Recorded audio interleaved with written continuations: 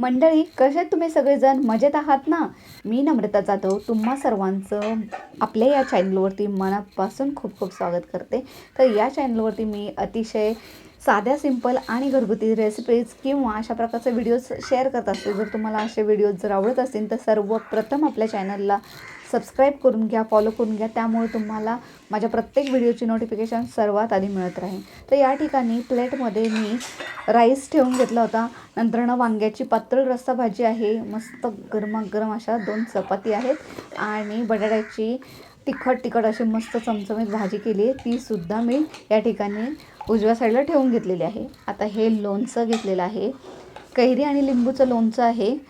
मस्त थाळी तयार झालेली आहे. थोडीशी कोथिंबीर घालून आपण त्याला गार्निशिंग करून घेऊयात. मस्त अशी तुम्हाला ही थाळी आवडली असेल तर पटकन लाईक करा आणि कमेंट करा. तर भेटूयात पुढच्या व्लॉगमध्ये. तोपर्यंत बाय बाय.